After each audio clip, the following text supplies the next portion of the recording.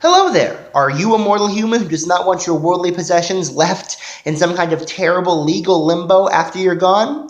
Well then, my friend, I have just the solution for you. You are going to want to create a will.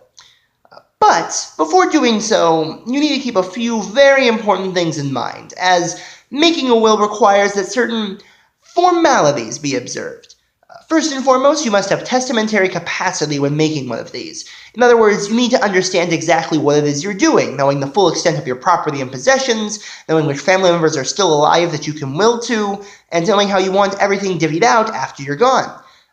If you feel you are not of sound mind and lack such capacity, perhaps, don't write your will just yet. Wait until your mind clears and then write your will. Also make sure that that mind is above the age of 18, as most jurisdictions require that you be a legal adult when making a will. Secondly, your will must be written down.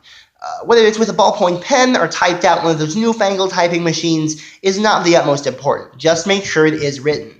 Because yes, while oral wills are sort of a thing, spoilers, most jurisdictions don't like them much and reserve them for people who are literally on their deathbed. And even then, they have a number of stipulations as to what exactly they are allowed to will out. So just make things easier for yourself and your posterity, and just write everything down. It's not that difficult. And speaking of things that aren't that difficult, thirdly, your will must be signed by you. This is extremely, extremely important, as your signature signifies your wish that your will is to be carried out as written, and failure to do so will cause massive headaches for everybody involved. And finally, there must be witnesses to that signature, just to make sure it was you who signed it, not Joe Schmo down the street who wanted your Hunty Sheva real bad. However, you must keep this important thing in mind. These witnesses must be disinterested, so to speak, basically people who are not directly benefiting from your will.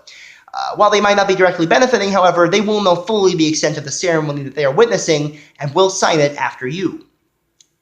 Now, if you do this and go through this process, and you find that afterwards you want to change something or add something to your will, don't fret. There are means and methods by which you can add and you can change things in a will that you have already created. Or if you really just hate your old will completely, you can execute a brand new one. Just to make it clear in your new will that your old one is kaput. Or better yet, literally destroy the document. After all, a bonfire on the beach is so much more fun when the kindle are legal documents. Now, with all that being said, go out, find your lawyer friends, and write your very own will. For life is temporary, and we are all going to die. Bye-bye!